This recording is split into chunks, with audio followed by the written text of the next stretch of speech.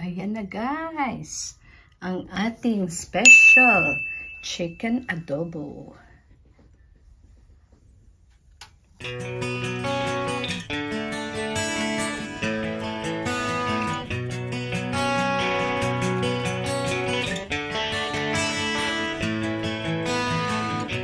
Yun. Ito. Mag-isa na naman po tayo. Isang magandang araw. August 3. August 3 na. Bilis ng mga araw, no? Okay, kuha natin yan. Kunin natin yung isa diyan. Okay, at igisa-gisa. Welcome once again to Simply Jane's Kitchen.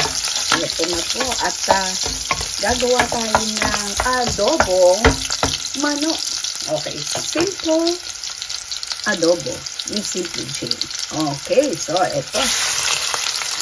Pangkutsa natin yan. Alright.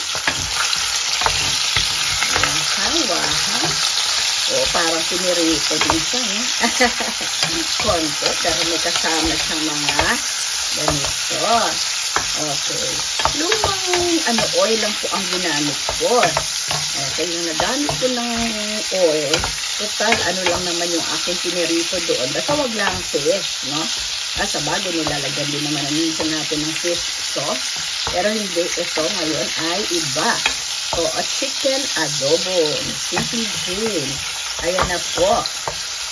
Okay. At syempre, ito po ay lalagyan natin ng... Uy, may natira pa. Okay. Ito po, dahon ng laurel. Pampaalis ng lansa at pampabango. Pampaalis ng lansa at syempre magpapabango po. Meron tayong pamintang buo at saka yung laurel. Dahong laurel. Yes, be generous in your dahong laurel. Kasi napakabango po niyan pagka ganyan. Okay. Simple chicken adobo. Ito po ay natutunan ko na talaga sa nanay ko. Masarap po siya mag-adobo.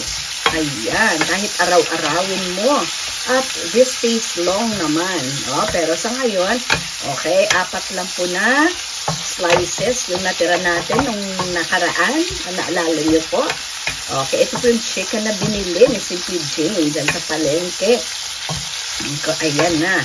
Ayan, at lalagyan siya natin ng, okay, yung iba, naglalagay po ng vinegar. Pero sa nanay ko po, calamansi juice, calamansi, puro na calamansi, at meron siyang special ingredients. Okay, mamaya. Okay, sige, let it simmer. Yan po, mga 6 na peraso ng kalamansi. At iyan i-slice natin at pigain at iyan na. Ito talaga, soy sauce, guys. Soy sauce po talaga ang ilalagay natin dyan. Kasi brown naman talaga yung ating adobo, di ba? So, ayan. Soy sauce po talaga ang ilalagay natin. Ayan, guys. Ayan, guys. So, kalamansi, puro, at lagyan mo ng sugar. Ito po yung nagpapasarap sa adobo ng aking nanay. Yes, hindi po siya naglalagay ng vinegar. Pero actually, kung gusto nyong tumagal, ito naman kasi konti lang na luto. No? Pero kung gusto nyo pang maramihan, lagyan nyo ng vinegar. Syempre, kasi vinegar po yung preservative po doon. So, eto ngayon, ibubuhos na natin buong pagmamahal dito sa ating chicken adobo. Na nilagyan na po natin ng, okay, ayan. Oo, mag-aagaw ngayon ang asim at ang tamis, pati na yung alak po dyan. Wala po siyang anghang. Yun lang. Wala po siyang anghang. Pero kung ako po ay magluluto para kay Sir Cloud, okay, dahil Bicolano po sila, kaya meron talagang ilalagay kang anghang. Pero actually, yung black pepper, meron nga yan.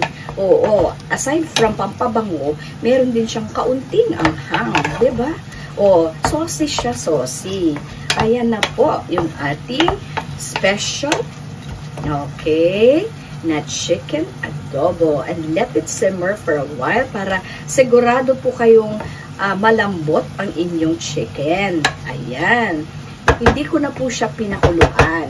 O, diba?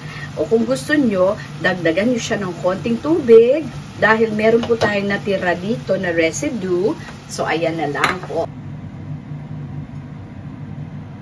Let it simmer. Ayan na, guys.